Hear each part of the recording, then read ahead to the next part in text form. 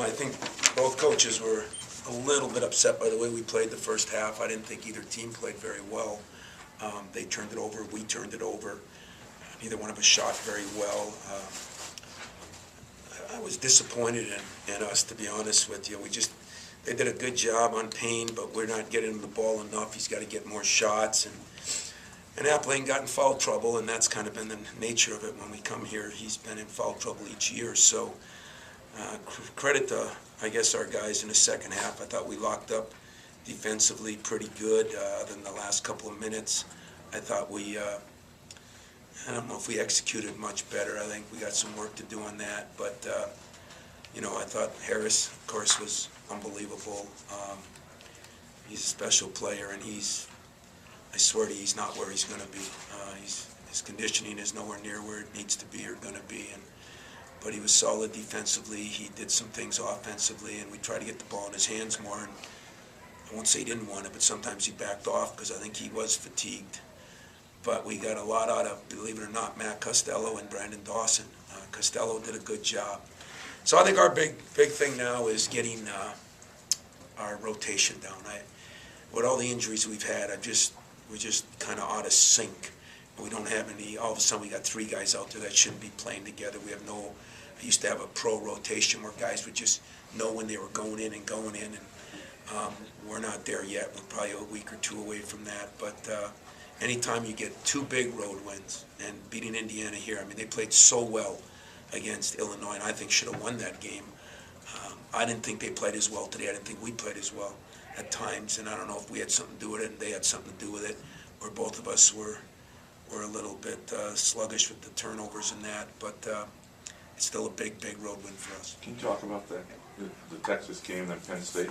There's kind of a gumption on the road that seems to be developing. When there are brief spurts they have, the crowd doesn't phase you guys. Well, I think that's because we got some veterans. Indiana's awfully young yet, and I like their young guys too. But they're young, and our guys are veterans. We got some veteran guys and guys that have played a lot of minutes. They're even only the sophomores on our team, like Harris, Valentine. But I think the Texas win was a big win. It taught us how to win on the road. It taught us what we got to do against good rebounding teams. We came in here, we were up 7 or 8 on the boards, and then that last 10 minutes we did a poor job. That bothered me because I thought we were making some progress with our rebounding, and we're going to get back at it tomorrow because they're a very good rebounding team, and we just didn't have some key guys getting them. So we're getting better, but I think we got a ways to go, and I think Indiana will get a lot better. I really do. Those young kids are going to get better. And this was maybe a game they just didn't play as well in as they've been playing. You talk about Gary and maybe being a little fatigued at times, but some of his drives of hoop, did you see a little bit more of that explosion from him that was missing a little bit? It's funny, we showed him a tape that we had of him last year. I took a lot of shots from 3 or 4 games, and I showed him this morning that, Gary, you're not playing this way now. You're not coming off, you're coming off kind of passive and this and that, and so he's getting it, and he said to me on the floor, boy, coach, you're right about my conditioning, he's starting to understand and getting good dialogue with it, and that's going to help us. I think the big thing is, we got to get what we can get out of those bigs, but Valentine and Trice got to be dynamite coming off that bench, and we weren't that way today. Tom, according to Matt, you guys, this is only the 13th time in Michigan State history playing Indiana here you've won. Obviously, they're a Blue Belly program. But why is it that this place has been so hard? I think it's blue blood, but you're thinking of Michigan, Blue Belly, but okay, whatever. But they are that. They are a storied program. It's still only 13 wins in Michigan State's history. It's a pretty big deal. Yeah, I think that tells you a lot of things. It tells you maybe we weren't good enough, but it tells you that Indiana's been such a good program over the years, and they've had some legendary coaches, and I think going to have one now, and they've had some teams that have been awfully good in this crowd. They're on break, and give them credit. The place was packed, and I think that's why legendary programs, it's hard to win on their place, and that's why I'm, disappointed in a couple things, excited about a couple things, but I'm sure not going to make little of a big win against a good team on the road in a tough place to win. Tom, can you talk a little bit about, you talked about the first half, the second half you guys were 15 of 26. Let's talk about the shooting the way you guys? Well, I thought we moved the ball better the second half. I thought we were just holding on to it. I thought we used some ball screens the second half. We thought we could exploit some things on that. Appling did a better job of that. What we did the first half, we were driving in and turning it over instead of driving in and kicking it out. They did a great job of packing it in. Did a great job on Payne. So, we made a couple adjustments. We decided we're going to go with a couple of different things that we ran. I want to get into all of them because we play them again in 2 weeks. But and that helped us a little bit. And we got our break going a little bit. We got some layups second half, and that was big.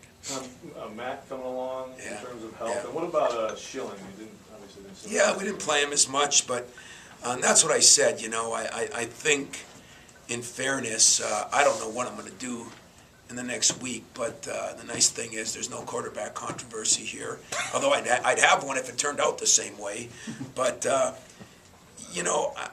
I think we were better with our other lineup, where Zell was more like a Morris Peterson coming in, bringing some energy and some fire, and at the guard position. Now we're bringing off some big guys mostly, and we're not as effective. So I don't know what I'm going to do with that, but we're not pushing Matt either. He played more minutes today than I thought he would play. I don't know how many he did play, 15. But each game we'll play him a little bit more, and that's why I said in another week or two, I think we'll be down to having a rotation. That'll probably make us a better team and an easier team to coach. I feel sorry for DJ. I'm always yelling at him about who he's subbing, and he's always yelling at me and who do you want me to put in, and I never have a good answer. You've been through this league before, and they're a team that's down 4 starters and 4 1,000-point scores. How long does it take a team to regroup or Well, so reload reconfigure is itself? what you say you do at the blue blood programs or red blood program here, and and I think they're doing that. I mean, I think Yogi's having a hell of a year. We did a decent job on Yogi because he's been dynamite, and Von Lay is now going to learn a little bit that conference play is a little bit different than non-conference play too, and because you can take things away from them? well, because you scouted you them? do more, yeah. You can take more things away. Same with Williams. People are going to be, we're going to pack it in and we're going to stay off people. I mean, the scouting really improves in our league in conference play. It makes it tougher. So they'll adjust to it, though. I'll tell you what, I watch Von Lay. I love him. I think Williams is going to be great. The other guy that I thought we did a decent job on that's been playing better is Gordon. And we knew we were going to have our toes on his toes when he caught it. Give Sheehy credit. Hit those big threes, hasn't been shooting as well, and that's what seniors are supposed to do. So, you got 2 key people in there, in Williams and Von Lay, that, there'll be a little adjustment, but I think by the end of the year, this is going to be a very good basketball team. I really do, especially if Yogi keeps playing like he is. After the foul trouble last year, Tom, it looks like you were trying to keep Keith off Yogi at least for a while in the first half. Yeah, we switch a lot. It wasn't a game plan thing, to be honest with you. When we had him and Travin together, we did. But other than that, I was going to put Gary on him some, but I'm worried about Gary's conditioning. We guarded Yogi with 3 or 4 guys, to be honest with you. We packed it in. We were going to live with Von Lay shooting a 3, even though he can make them. What you got to do with a game plan is you pick and choose and you make adjustments. And, I still think we both can get a lot better. I know that. Going through the league, I mean, you can take 1, you can take 2, 3 losses in a row. What's the key to keeping a team from not sort of sagging when that happens? Well, that's a good point. They lost a tough one at Illinois, and I think a game where I thought they outplayed them when I watched. But who knows? I'm just an analyst like you guys when I'm watching. So I don't know. Every team's different. This is where Sheehy and Yogi got to be men. I mean, they got to stand up. Tom has been through it. He's rebuilt programs. He's done it. He knows what it's like.